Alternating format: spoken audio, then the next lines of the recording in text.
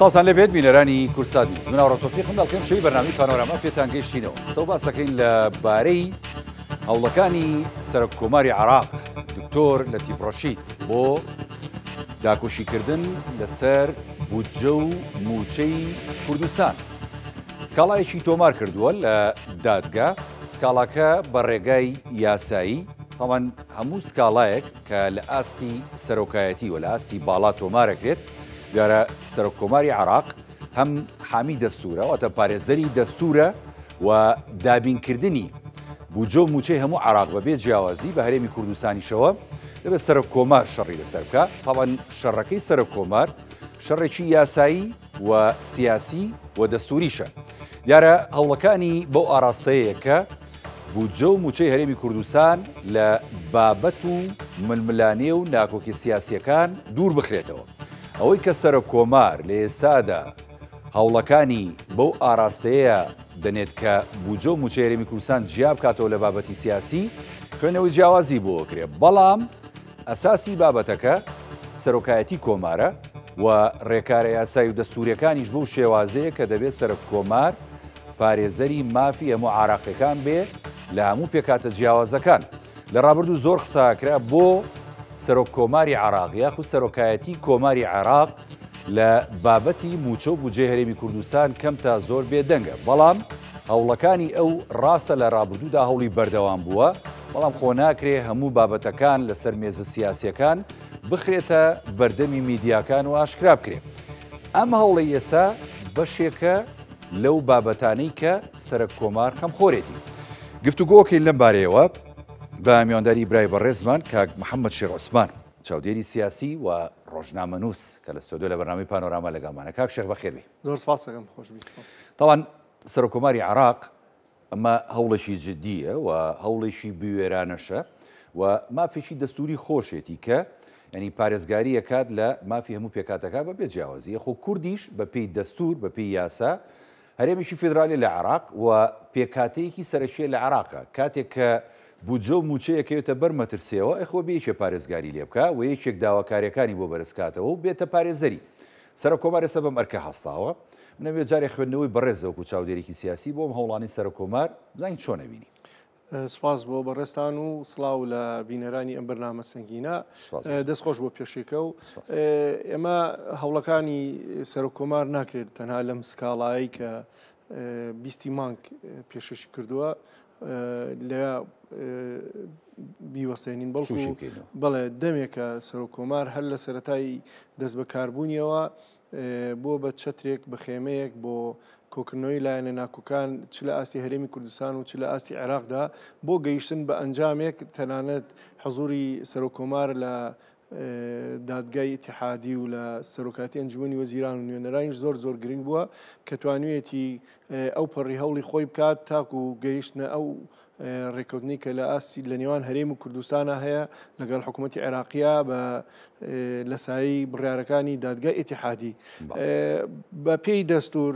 موچە و قوتی فەرمانبەران لە ئاستی هەموو عێراقدا مافێکی دەستوریە کە لەبەرەوەی سەرۆک کۆماریش پارێزەری دەستورە و ئەبێ هەر کارێکی نادەستوری لەو ڕوە بکرێت بەرپرسە لەوەی کە بێ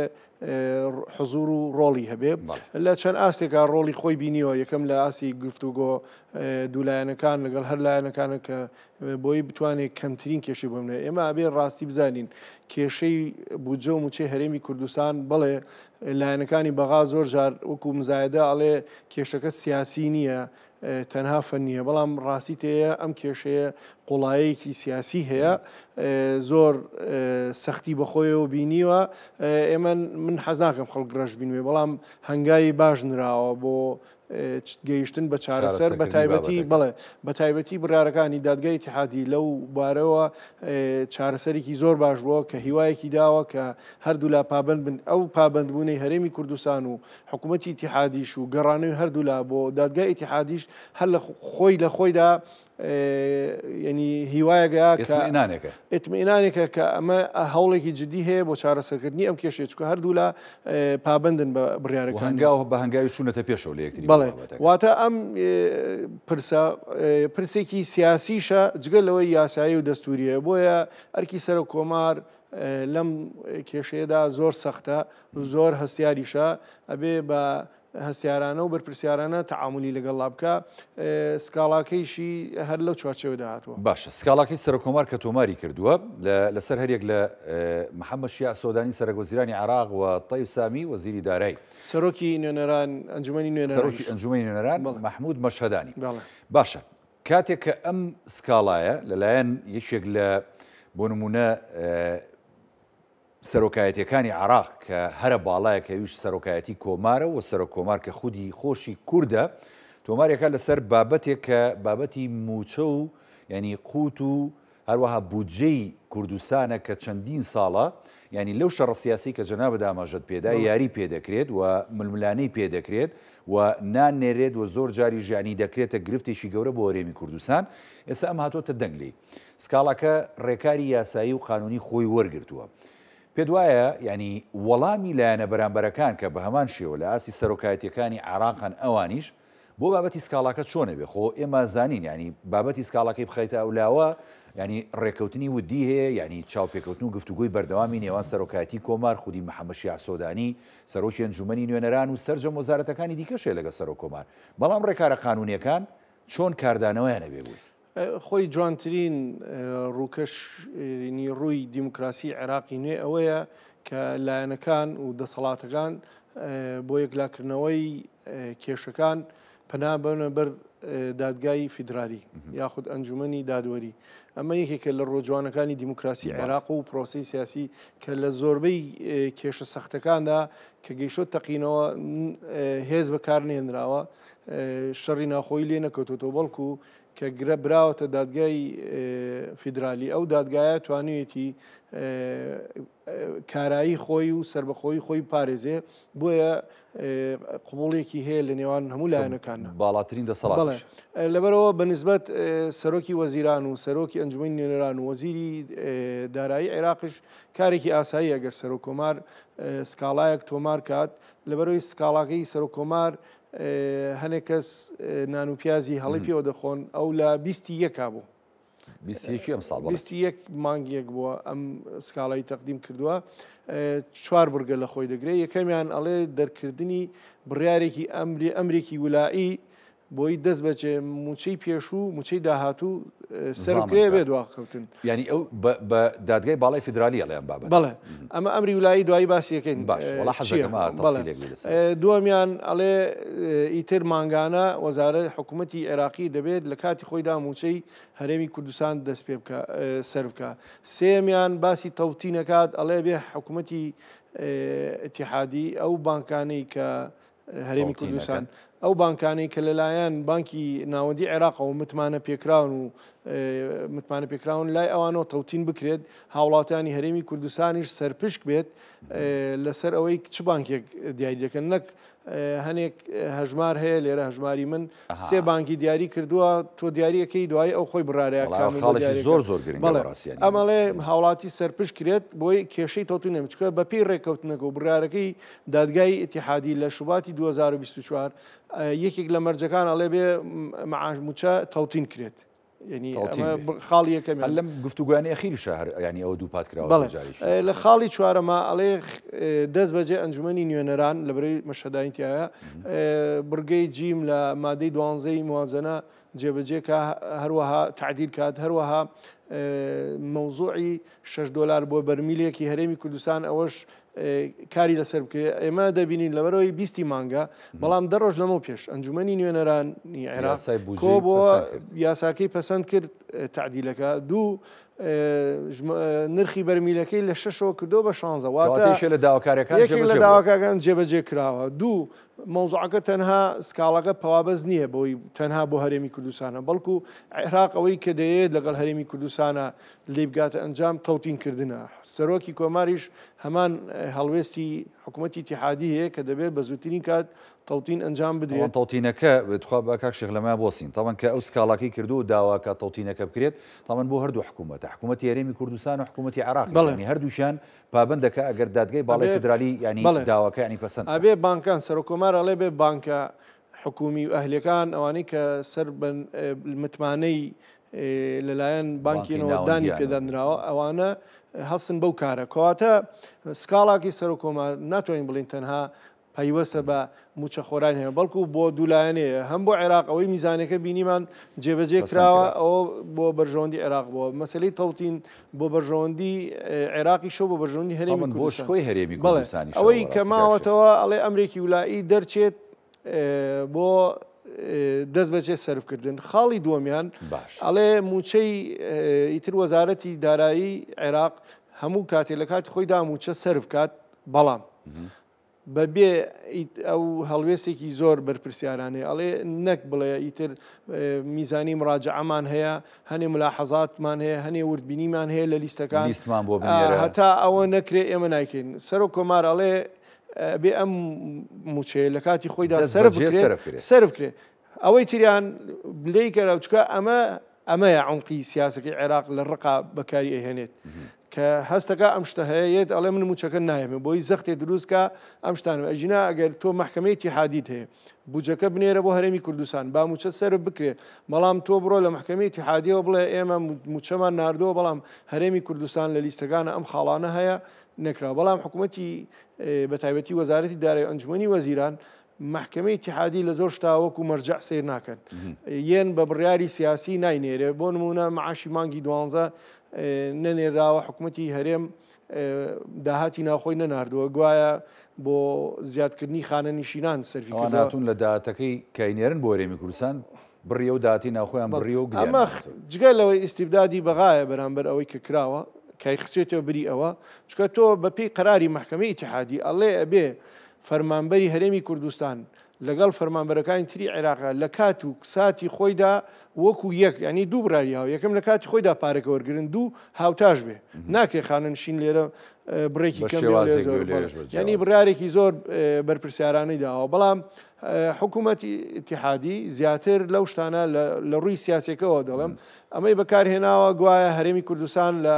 کۆی 2 تریلیۆن 320 ملیاری ناردوێتەوە ئەمە خسێتە بری مانگی 12 بەڵام ئەمە حکوومەتی هەرێمش نابەرپرسیارە حکوومەتی هەرێم تۆ ئەو داهاتە کە سەرفی دەکەی ئەبێ بە بەغا بڵێ من زمانی مانگی 12مەکەیت یاخود نایکەی ینی لەو بینەیە موچەخۆر زەرمەند بووە نەیتوانێت ژینە هەرێمی کوردستان بەشێکی دەستوریە لە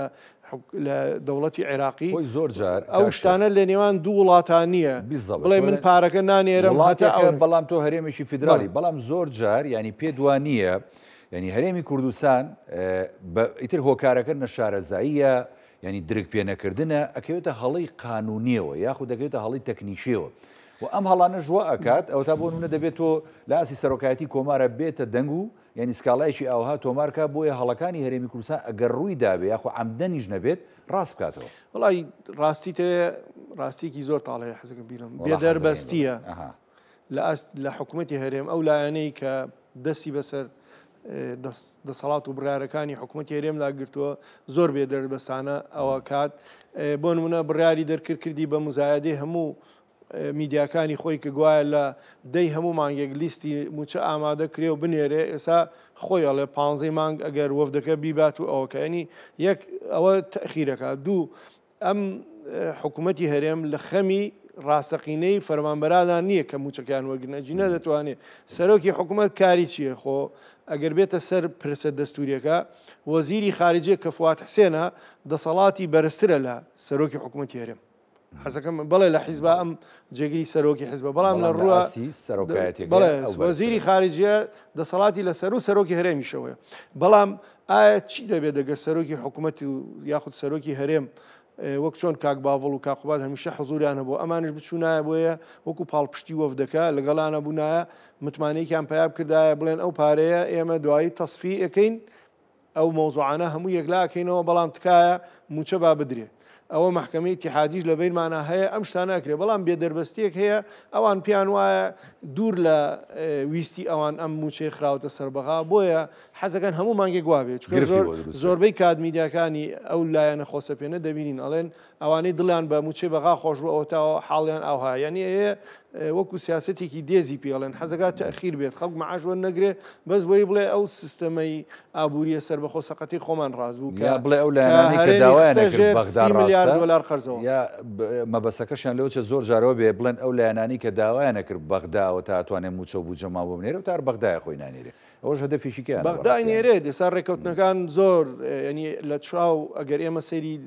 ساڵانی 2014 بکەین ینی لەو سەردەمی شەڕی داعشدا کە وەزیری خارجی عێراق وشار زێباری بوو بڕواکەی موچەی محافظەکان پارێزگاکانی ژێر دەسەڵاتی داعشیە نارد موچەی هەرێمی کوردستانە نانارد بەڵێ سەختیەکی زۆر بینی بخۆی ئەم دۆسی موچە و بجێ هەرێمی کوردستان بەڵام لە ئێستادا چەند ڕێکەوتنێکی زۆر باشەیە ینی ئێمە بێ گەشتبین بین ئەم ڕێکەوتنە باشانە هەردوو لە پیان وایە کە ئەمە کاتیەوە هاتوو ئەمە یەکلایی بێتەوە بەڵام قەیرانێک هەیە ناوی قەیرانی متمانەیە ئایا تا چەند حکوومەتی هەرێم ئەگەر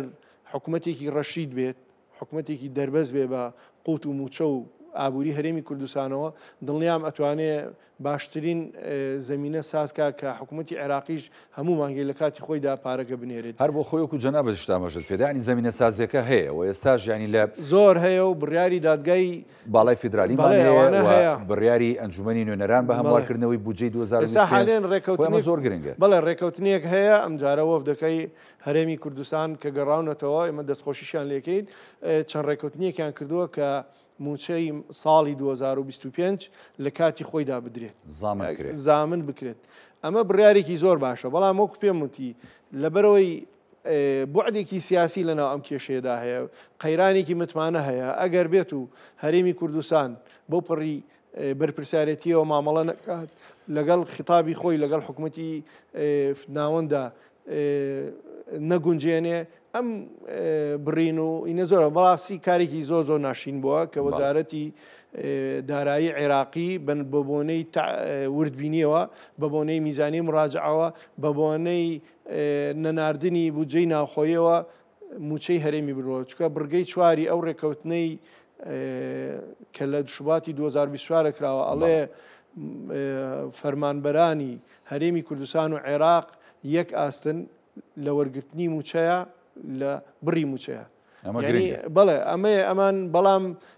باسی تەوتی نەکات بەڵام ئێمە نابێت ئەم شتە بەوانە بەسین بۆیە سەر و کۆمار لە سکاڵاکەیدا باسیەوەی کردوواڵێ نابێت تەوتین و میزانی مڕاجعە و وردبین ڕێگر بن بۆی کە تۆ موچەکە بە بەڵام ئەم گفتوگۆیە بە هەر بەردەوام ئەمەش بەردەوام بێ خاڵێکی زۆر گەن کەواتە بنەمەوێ ینی ئەوە پرسم کاک شێخ ینی زمینە سازیەکە هەیە ئەوە جەنابەت ئاماژەت پێدا و هەموو لایەکشمانە زانین بەردەوام سەردانی وەفدی هەرێمی کوردستان هەیە بۆ بەغدا و سەردانی وەفدی بەغداش هەیە بۆ هەرێمی کوردستان بۆ بابەتی وردبینیکردن و کۆمەڵێک ڕێکار کە لە هەرێمی کوردستان لە ڕووی دارایەوە یانێ بیگێرێتە بەر و ئێستاش ئەم سکاڵای سەر و کۆمار هێندەی تر ینی بابەتەکە گەرموگوڕی و تەوژمێکی دیکەی پێداوەتەوە ئەگە سکاڵاکە لە محکەمەی فیدرالی سەرکەوتوو بوو و برایە و ینی ئەو خاڵانی کە سەر و کۆمار داوای کرد ئەوانیش ینی بڕیاریان لەسەردا ئەمە تا چەند پاڵپشتێکی گرنگتر و گەورەتر و سیاسی و دەستوری ئەبێت بۆ بابەتی ناردنی بودجەی کوردستان ئەم سکاڵاکە لەبەرەوەی ئەم هەردوو لە چوارچێوەی دادگای فیدرالیدا ئەو کارە دەکەن سەر و کۆمارش هەر پەنای بردەوە بۆ هەمان دادگا لەبەرەوە ئەم سەرکەوتنی سکاڵاکە و جێبەجێکردنی سکاڵاکە ئەگەر وەکو خۆی بێ ئەگەر ڕەت کرێتەوە بڵێت و نەڵی فشارێکی زۆر گەورە دەبێت لەسەر هەردوولا لەسەر هەرێمی کوردستان و حکوومەتی عێراقی کە ئەو اتفاقی لەسەر ڕێکەوتون سەبارەت بە میزانیە سەبارەت بە نرخی بەرمیلی نەوت سەبارەت بە تەسلیمکردنی واریدات سەبارەت بە پێدانی موچە لە کاتی خۆیدا بە تایبەتی 2025 ئەمانە هەمووی باشتر برە و بدرێ و ینی بەردەوام بێت ئیدارە بڵێ ینی دووجار یەکەم برارێکی محکەمەی اتحادی پێشومانێ ئەم برارەمانێ ئێمە سەر و کۆمار لە بڕگەیەکە داوای ئەمری ولائی کردووە ئەمری ولائی ئەو ئەمرە ویلاییە چی ینی بڵێ ئەو بڕیار نییە لە بڕیار نییە ئەمری ولائی سەر و کۆمار بڕیار داواکاریەک پێشەشەکە بە محکەمەی اتحادی ئەمری ولائی فەرمانێک دەرەکات ئەڵێ دەست بەجێ دادگای باڵا فەرمانەکە دەرەکات دادگای اتحادی دەست برارێک دەرەکە ئەڵێ دەست بەجێ خاڵ ئەم خاڵانە جێبەجێ بکرێت ئەوەی کاڵێ سەرفکردنی موچەی پێشوو سەرفکردنی موچەی داهاتوو تاوان چکە بڕیارەکەی دادگای باڵای فدرالی شەیەکو جەنابەت دامەژێت پێدا بەڵێ ئەڵێەوە سرف کرێ ئەم بریارە چۆن هایە محکمەی اتحادی پێویستی بەوە نییە جۆ لەلایەنی بەرامبەر بگرێ پێویستی بۆ نییە سەیری داواکارەکەی سەر و کۆمارەکە بەپێی قەناعەتی خۆی ئەگەر پێی وابێ ئەمە چوار قەناعەتی ئەوێ لەوەیە یەکەم ئایا ئەمە لەگەڵ پرەنسیبە دەستوریەکانە ئەگونجێ ئەم داواکاریە ئایا حاڵەتێکی وا مەترسیدار ڕووی یاوە کە پێویستکە ئێمە ئەم ئەمرە وولایە دەرکەین چکە لەبەرەوەی هەرێمی کوردستان تۆ خۆتەزانی خۆپیشاندان هەیە مانگرتن هەیە بایکۆتکردن هەیە ئەمە زیانی بە خزمەت گوزاری گیانەوە زیانی کاریگەری نەناردی تەنانەت لە ڕووی خەریکە قەیرانێکی سیاسیش دروستەکە لە هەرێمی کوردستان بە تایبەتی ویسیان بچنە هەولێر وەکو وڵاتێکی تر وەکو غەریبە سیرکران ژنا ئاساییە ئەگەر تۆ شە و هەندێک قسەی ناشرین ژووترانی بە حەقەتی ئەوە نەبووی هەرێمی کوردستان لە ڕووی دیموکراسیەوە پێ ناشرین هەر ئەزمونونەکە ناشرین بووە تۆ لە سلێمانی 14 ڕۆژە مزاهراکەن سەرۆکی حیزبەکانە چن بۆ لایەنەکانە ڕێکخراوەکان سەردانیانەکەن دەستخۆشیان لەکەن نەوتیان ئەمانە دوژمن و نەوتیان ئەمانە سلێمانی تێکێن و سلێمانی بەوانەوە جوان بووە هیچ کێشش نەبووە ئەو فەزایەکی ئارامیە کە قسەی دڵی هەمانەکەن دوو کە بچنە هەولێریش خۆمە کێشە نییە خۆ بێ ئەوان بەرپرسیادە بەڵام ئەمە عینەن عقلیەتی داخستنی پەرلەمان و نارنەوەی سەرۆکی پەرلەمان و وەزیرەکانی گۆڕانە دیارە ئەمان دەرس و پند وەرناگرن کە ئەم دۆخە بەم شێوە بەردەوام نابێ ئەو دۆخەی کە یەکێتی نیشتمانی کوردستان ئەڵێ ئێمە دەیگۆڕین مەبەسمان ئەوەیە کە ئیتر خۆسەپێنی نەمێنێ شارەکان شاری هەمووان بێت خەڵک لە ڕووی ئازادی دەربڕینەوە ئازاد بێن نەک لە زۆنێکە ئازادی فراهەم بێ و لە زۆنێکیشا ینی دەستێ لە شوێنێکە وتیانەوە تورکیا زۆر هەبێت لە شوێنێڵە عەرەبی تەنانە عەرەبەکانیشان ناشین کردووە لە پشتانە لە شوێنێکڵە میوانی چارەگرانمان ناوێ ئەمە ڕاستیانی عیبەیە بەوایەکی زۆر بۆیە ینی بە حەقەت هەروەکو ئەمە مەبەسم لەوەیە کاگاو جوڵاندنی سکاڵایشی ئەوها لە ئاستی باڵای سەر و کۆمەڵ ئەم هۆکارانەیە بە حەقەت ینی محکەمەی اتحادی سەیری ئەماکە ئایا زەرەرێکی سیاسی ئەم دۆخی دروست بووە زەرەری خزمەت گوزاری و سیاسی و ئەوانە زۆر بەهێز هەبێت محکمەی اتحادی ئەمری ولایی بۆ دەرێکا بەڵام قەناعەتی محکەمە ئەگەر پێی وابێت زەرەرەکە زۆر نییە موچەخۆران موچیان وەرگرتووە و هیچ کێشە نییە ئەتوانێت ڕەتکرێتەوە ینی سەرۆکاتی کۆمار جوانترینی پرۆسێمە ینی ئەوە نییە پرۆسەکە ئەگەر ڕەت بکرێتەوە ڕەت نەکرێتەوە بەڵام هەنگاوە دەستوری خۆی بەڵێ سەر و کۆمار خۆی ئەندازیاری ئەو ڕێکەوتنانەیە هی هەرێمی کوردستان و عێراق ڕاعی ئەو پرۆسانەیە لە هەر کاتێکە کێشەیە بوو بێ ئەو تەدەخلی کردووە بۆیە ئەمەش سەرماندوێتی کە دەورێک و حزورێکی هەیە لە پرسەی قوت و بودجە و گوزەرانی هاوڵاتیانی کوردستاندا بێجیاوازی و حزورێکشی هەیە لەگەڵ دەوڵەتی اتحادیە کە هەمان هەڵوێستی هەیە بۆ تەوتینکردن و بۆ کۆتاییهێنان بەم کێشانە طبعا هەر ئەو هەڵوێستەی سەر کۆمارانی بیرمان نەچێت تاوان ئێمە باز زەواکین کۆمەڵە ڕەهەندی جیاوازی یەکێک لە ڕەهەندانەوە تا جەناب داماژەی پێدی ئەگەر گرفتێکی سیاسی دروست کردبێ لە ناوچەیەشی دیاریکراوە ئەگەر وای کردبێ بژێوی و ژیانی خەڵک بکەوێتە لێواری مەترسی و مەرگەوە تۆ 14 ڕۆژ 15 ڕۆژ کۆمەڵە خەڵک لە شارێکی ئەم کوردستانەیە کە سەر بە عێراقی فیدرالە مان بگرێ ژیانیان نەکەوێتە مەترسیەوە ئەمانە هەمووی وای کردووە کە پەرۆشی سەرۆکایەتی کۆمار بۆ بابەتەکە زیاتر بێت تاوان بەم هەوڵانە کە ئەگەر ئینشاءڵڵا جێی خۆی گرت و ئەو ئەمرە ویلاییە دەرچوو لە دادگای باڵای فدرالیەوە تاوان تۆ کێشەیەکی سیاسی گەورە لە هەرێمی کوردستان کۆتایی پێێنی کێشەیەکی ئابووری گەورە لە هەرێمی کوردستان کۆتایی پێێنی مانگرتنیشی گەورە کە ئیشوکاری یەک نیاخەڵکی لەم ناوچەیە ڕاگرتووە کۆتایی پێێنی وایە ناکاکشێژە زۆر ڕاستە ئەوەی وەک باسمان کرد کێشەکان بەرەو چارەسەربوون ئەڕات بەڵێ بۆعدێکی سیاسی هەیە بەڵام لە بەرەوەی هەردوو لە ئیرادەیان هەیە کە بۆ ئەم ساڵ بەڵێنیان ناوە هەرێمی کوردستان کێشە بۆ داهاتی عێراق دروست تەسلیمکردنی واریداتەکە و بۆ مەوزوعی نرخی بەرمیلێ نەوت 16 بەرمیلەکە دانراوە هەرێمی کوردستان کێشەی بۆ دروست ناکە لە بەرامبەر عێراقش بەڵێنی یاوە کە لە کاتی خۆیدا ئەم پارەی لە کاتی خۆیدا منێرێ خۆی ئەگەر بێت و هەرێمی کوردستان بودجەکانی تەسلیم کردایە و لە ڕێگەی محکمەی اتحادیەوە داوای کردایە موچەی خانەنشینان هاوتای موچەی خانشانی عێراق کرای ئەم کێشەناوە بەڵام زۆر جار بۆ مەبەستی ئینتیخابات بە تایبەتی ئەوان لە شکستێکی زۆرا بۆ بۆ بانگەشە بەکاریان هێنا مەعاشکیان نا ئەوەی کە داهاتەکەی ناوخۆیان تەسلیم نەکرد ئەیان توانی پرس بە حکوومەتی اتحادیکەن بڵێن ئێمە ئەمە سەرفەکەین بەڵام دواییەوە موچەی مانگی 12مان لێ نەبوو بە پرسی بەغدا بابەتەکەیان کرد و ینی چۆنەڵی هەڵەشەی و شپرزەیەکیشی پێوە دیار بوو تار بۆ نمونە مانگی کە موچەوەرگیرە 100,000 خانەنشینان بڕاوە بەڕاستی ڕاستە و 100,000 منحەیەکی سۆدانیە بۆ خانەنشینانی عێراق هەرێمی کوردستانیش بەدەر نییە لە عێراق بەڵێنە ناوە ئەوە ژەڵێ بە هەڵەیەک بووە مقارنە کراتەوە بۆ مانگی داهاتوو بەحساب بیاندرێتەوە ینی ئەوانە ئەنی ئەمانە هەمووی ئێمە ئەتوانین بڵێن سەیری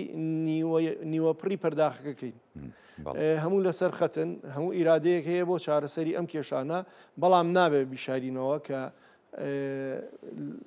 عمقێکی سیاسی هەیە لەم کێشانە بێدەربەستیەک هەیە لە هەرێمی کوردستانە کە زۆر جۆنایەتە ئەوانە ئەجینا گەرێکێتی نیشتمانی کوردستان بڕیار دەربێت دڵنیام نەک بۆ تەنها بۆ 2025 بەڵکو بۆ هەتاهەتایی کێشەی بودجە و موچەی هەرێمی کوردستان بە باشترین شێواز چارەسەرەکرات زۆر جاریانی کاک شێخ بابەتە سیاسیەکان هێندە کاریگەر بووە ینی هەرێمی کوردستان لە هەندێک لە ماواقیفە ئەوەندە لاواز بووە ناچار ینی کۆبوونەوەی فراوان و گەورە ئێمە ینی بیرمانە چەندین کۆبوونەوەی فراوان لە ساڵی 2024 لە سەرۆکایەتی کۆمار و لە خودی ماڵی فەخامەتی سەرۆک کۆمار لە بەغدا ساز کرا بە ئامادەبوونی سەرجەم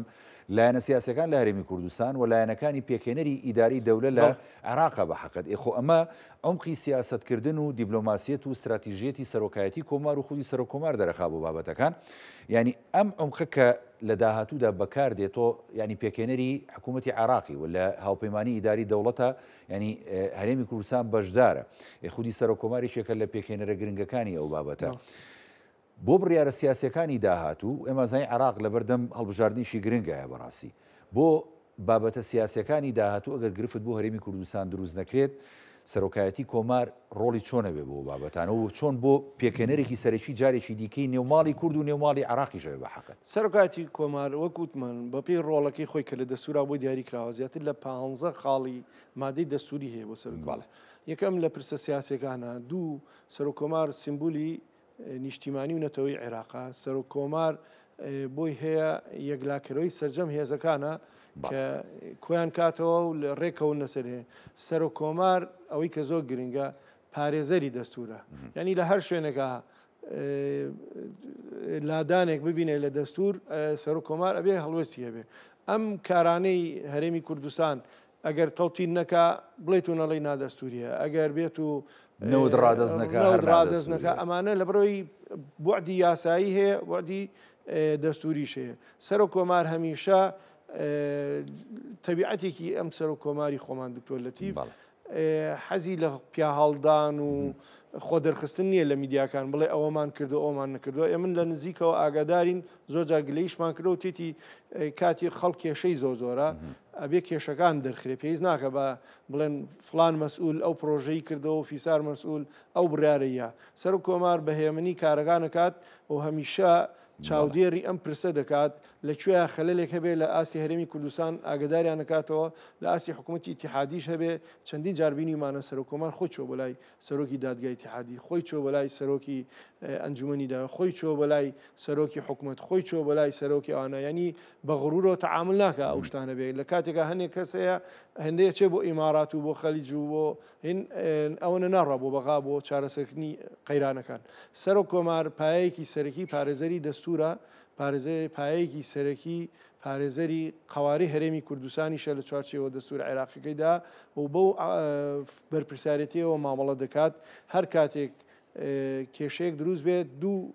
لایەن هەیە کاری تێگا یەکەم لایەنەکەی کە کۆکەرەوەی هەردوو لا لەسەر مێزێکی گفتوگۆ دووەمیان لایەنی دادگای دەستوریە کە خاڵەکانی ئەو لادانەکان لە دەستوردا باس کات وڵای خۆی کە ئێمە باز لە ئەوتاوە دەسەڵاتەکانی سەرۆکایەتی کۆمارە بەم شێوەی کە جەناب داماژەی پێدێ و خودی سەرۆک کۆمارە کاتوانێت ینی بەم شێوازانە بڕیار بداوە لە ینی چۆنەڵی بڕیاردانە سیاسی و ئیداری و تا ڕادەیەک ینی ئەوانەی کە پەیوەندی هەیە بە ژیان و قوتی هەموو هاوڵاتیانی عێراقەوە بڕیار بدە بەڵام ینی پەنابردنە بەر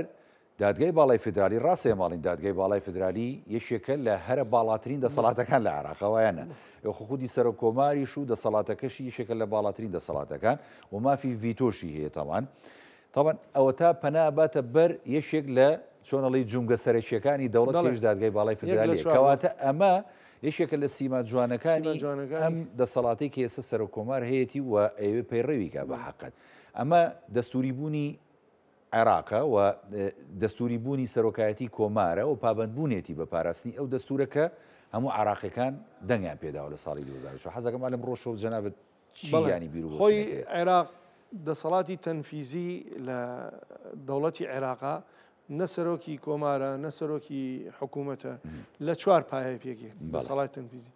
سەرۆکاتی کۆمار سەرۆکاتی ئەنجومەنی وەزیران سەرۆکاتی ئەنجومەنی نوێنەران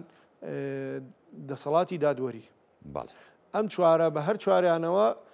دەسەڵاتی تەنفیزیە واتە سوودانی ناتوانین بەتەنیا بڵێ من دەسەڵاتی تەنفیزی ئەم چوارە بە هەر چواریان دەسەڵاتی تەنفیزی ئەمە بێت دەستور دیاری کراوە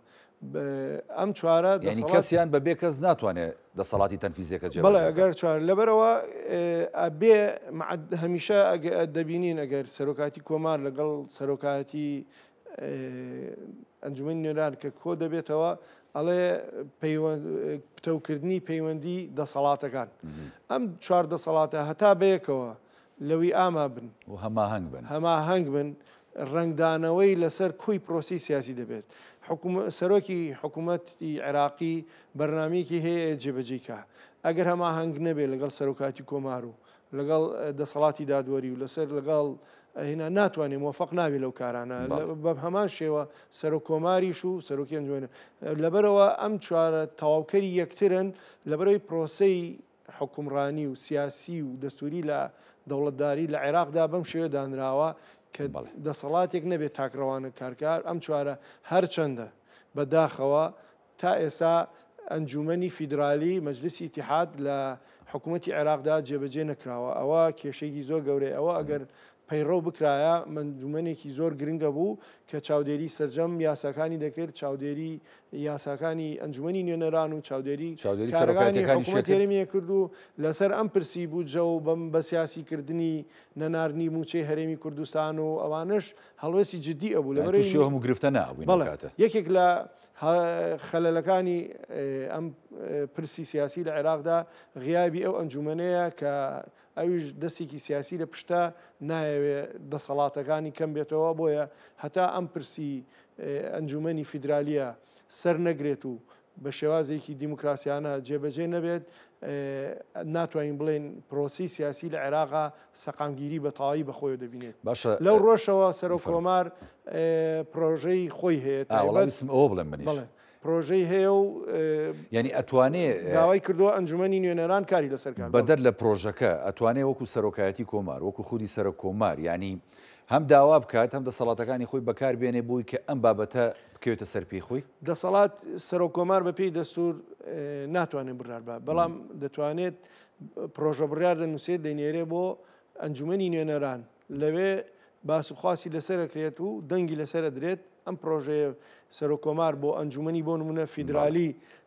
خاڵە باشەکانی و خاڵە لاوازەکانی و هەموو لایەک لەگەڵا لەسەری ڕێکەون ئەو کاتە دەگەڕێتەوە بۆ سەرۆکاتی کۆمار بۆ پەسەندکردنی ئەگەر بێت و لە ماوەی 15 ڕۆژ پەسەندی نەکە هەرخۆی دەچێتە بابی لەبەرەوەی لەم پرسی ئێستای حکومڕانیدا سەرۆک کۆمار سەلاحەتی ڤیتۆی نییە لێستا پێشتر هەیبوو بەڵام لەبەرەوەی پرۆسی سیاسی لە عێراق دەتوانێت بڕیارەکان ڕەتکاتەوە ڕەتکردنەوەی دەسەڵاتی بڕیار ڕەتکردنەوەی نییە بەڵکو هەندێک یاسا هەندێک یاسا دەبێت تاوان لە ئەنجومەنی نوێنەرانەوە کەیتر موافقەت ملاحەزەی لەسەر سەرۆکایەتی کۆمار سەرۆکایەتی ناوەندی یاسایی خۆی هەیە کە بڕیارێک دەچێتە ئەوێ سەیرەکات ئەگەر بێت و خەرقی یاسایی تیاابێ ئەگەڕێنێتەوە بۆ ئەنجومەنی نوێنەران ئەڵێ ئەم خەرقە یاسانی تایە ئەگەر ئەوان بۆیان دەرکەوت ڕاست بێت جێبەجێکرێت ڕاستیش مسم پرسەکە هەڵە بێ ئەوان ڕێنمایەکانی سەرۆکەوە واتە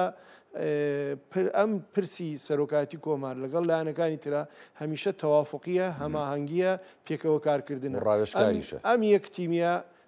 واکات کە پرۆسەکە بە تاوای تەواوی ڕاوێژکاری نیە چکە لەبەرەوەی سەرۆک کۆمار ئیشرافیشە یعنی سەرپەرشتیاریە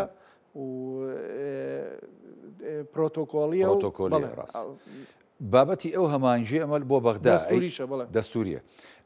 طبعا ئێستا ئەم بڕیارانی کە دەرەکرێت طبعا بەو دەستە جەمعیەیە لە بەغداوە ینی سەرۆکایەتی کۆماریش کەم هەوڵانەیەدا لە پێناو ینی پاراستنی بەرژۆندی هەموو عراقەکان بە هەرێمی کوردستانیشەوە ینی پرسێکی گرنگە بابەتەکە لەسەر هەرێمی کوردستانە. هەرێمی کوردستان ئەگەر خۆی بۆ خۆی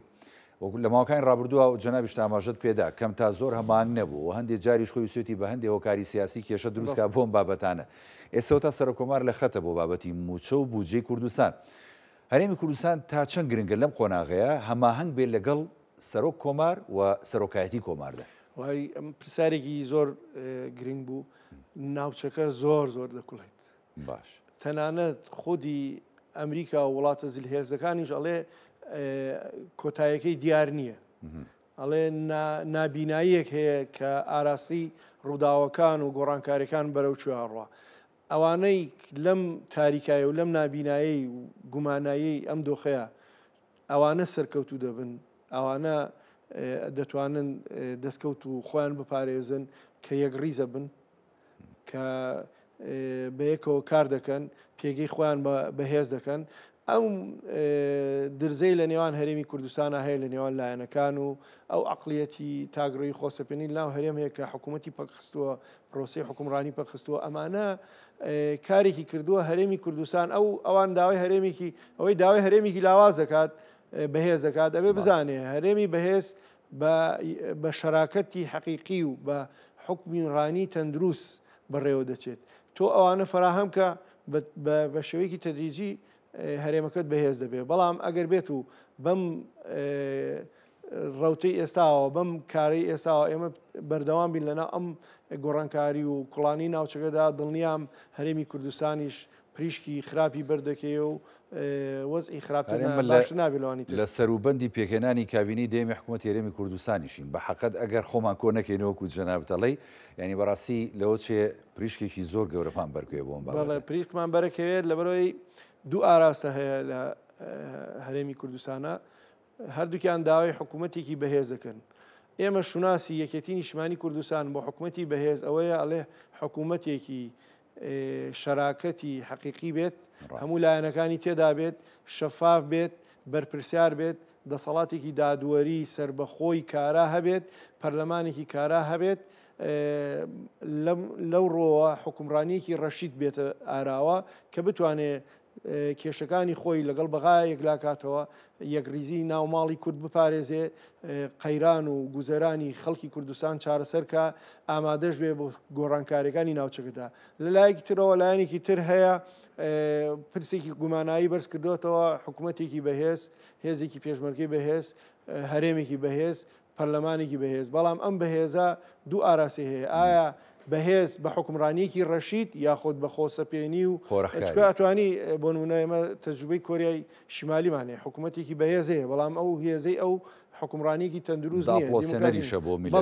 ئێمە ئەبێ شوناسی هێز لە هەرێمی کوردستانە بزانین ئەوەی کە هەرێمی کوردستان دەپارێزێت و بەهێزی کات حکومڕانی تەندروستە، شەفافێتە،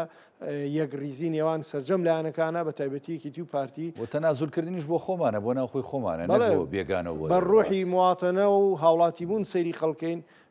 کۆمەڵی هاوڵاتی مانیان گرتووە ئەچم بۆ لایەن ڕەخنەکانیان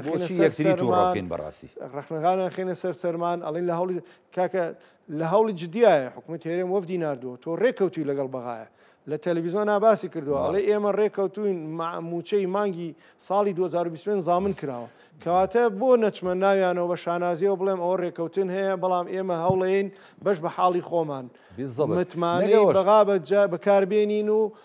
ئەم پرۆسەیە بەردەوام بێ ئێمە کێشەی بۆ دروست ناکەین. تامە خۆسە داواکاری بۆ نمونە مانگرتوانە چیە کاکە؟ ئەڵێ یەکەم تەوتین دووەم موچەی مانگی 12ەیە بەڕاستی داواکاریی زۆر ئاسانە هەر دوێنێ ینی بیان هێشتایە ئەو حەشاماتە خۆی کردایە بە هەولێرە قەیچێکە چێتە بەردەمی بارەگای نەتەوەگرتوەکانی خۆ واقعیەن هەولێر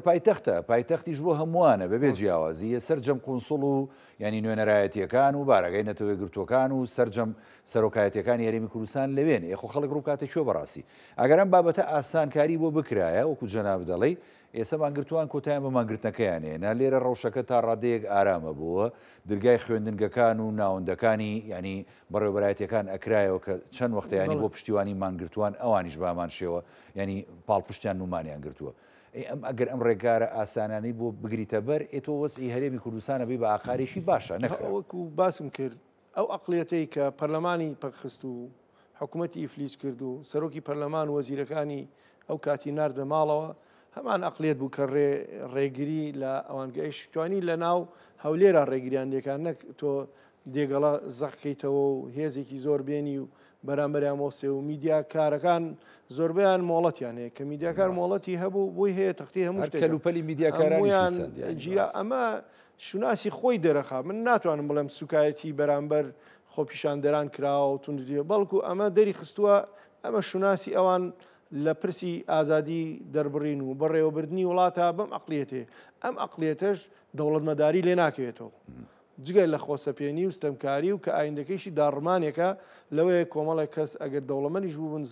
زەرمەدەم لەمە کاتیەوە هاتووە گەڕانەوە خەڵک بە دڵێکی کراوە بە عقلێکی کراوە مامەڵە لەگەڵ نەخد و مەعارزەیەکە تۆ نەتوانی تەقبولی نەخد و مەعارزەی کەسێک کۆمەڵێک موچە خۆر بکەی ینی شایستی ئەوە نییە لەو واش بیر نەکەینەوە کە بڵێن ئەم بابەتانە کەس نایبینێت تۆ چکە یەک دنیا چاوی دنیات لەسرە ینی هەموو وڵاتان ئەو بینن پێگەی هەرێمی کوردستان تەنها دەستوری نییە ئەجینا حکوومەتی عێراقیش زۆر خۆشی ناوێت زۆر ئیزعاجە هەوڵەیە لاوازیکە هەوڵەیە ینی ئیغزاعیکە هەوڵێکی جدیان هەیە کە ئێمە دژی ئەو هەوڵی حکوومەتی عێراقیشن بەڵام ئەوەی کە هەرێمی کوردستانی پاراستووە ئەمریکا وڵاتانی ڕۆژئاوایە ئەڵێ ئەمە واحەیەکی دیموکراسیە لە ناوچەکەدا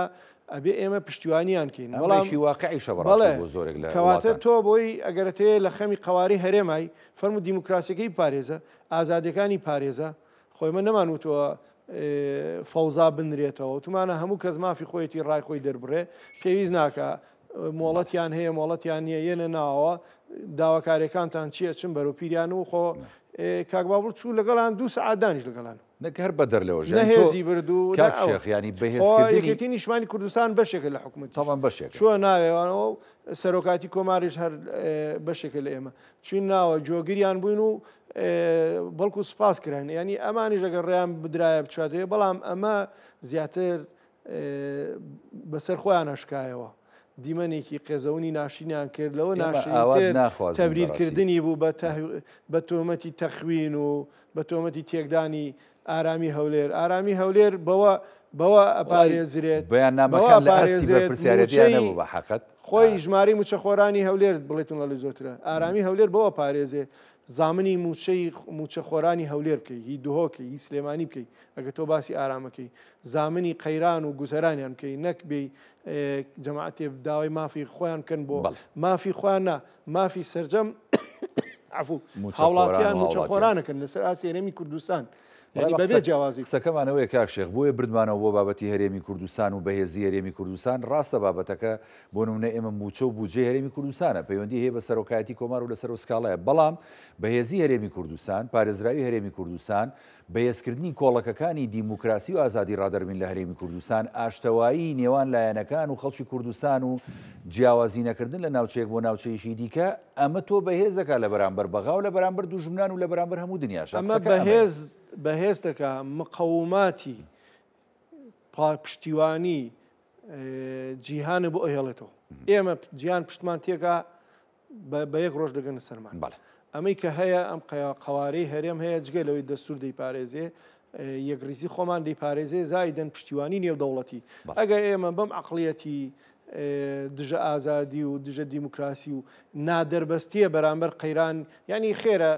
موچەخۆران ژیانی و گوزەرانیان هەموو تێک چووە ئەوانەی عرابی ئەو کاران خۆیان بوون بە ساحیبی ملیارەها دۆلار یعنی خۆمە وڵاتانی ڕۆژئاوا ئەمە ئەبینن ینی ئەزانن کە چی ئەگوزێت لە منە بەڵام لە پرێکا چۆن ئەمریکا ئەفغانستانی بەجێهێشت لە پرێکیشا ئەگەر ئەم پرۆسەیە بەم شێوەیە بەردەوام بێ لە پرێکا ئەتوانن بڵێن تەسلیمی پشتیوانەکە و لێبەرا بۆ نمونە ئێستا ئێمە چاومان لە ڕۆژئاوا بە یەک ڕۆژ ئەگەر ئەمریکا پشتیان تێ بکات شەڕێکی خوێنایی دروستە بێ ئەزمونونەکە دەکەوێتە ژێر هەڕەشی جدیەوە ئێمەش ئەگەر پشتیوانی نێودەوڵەتیمان نەبێت دڵنیام بەڵام ئەو چوار خاڵی کە بەڕێستان باستان کرد زۆر گرنگە حکومڕانیەکی تەندروست یەک ریزێکی بەهێز لە نێوان پێکەوە کارکردن شەراکەت لە حکومڕانیدا بە دەربەست کارکەین بۆ بودجە و موچەی خەڵکی کوردستان هەروەها پەیوەندیەکانمان لەگەڵ حکوومەتی عێراقا لە چوارچێوەی دەستور و بڕارەکانی ئیتیحادیە بەهێزکەین لەگەڵ نێودەوڵەتیشدا هەمیشە لەگەڵانە بەردەوام بین و نمونەیەکی وا جوان پێشکەشکەین کە چۆن زوو ئەیانوت کوردستان ئەسبەرتەی نەخۆڕەڵاتی ناوەڕاستە ئێساش هەر هەمان وێنای بۆ بکەینەوە نەک بێتەوە کۆریای باکوور و کۆریای باشوور. ڕۆژنامەنووس و چاودێری سیاسی محەممەد شێخ عوسمان کە لە بەرنامی پانۆراما لەگەڵ مامی زۆر سپاس کاش بەخێوێ دووبارە سەرچاوانمانەتی. بەڵێ بینەرانی بەڕێز هەڵقێم شووی پانۆراماتان پێشکەشکرا خواتان لەگەڵ.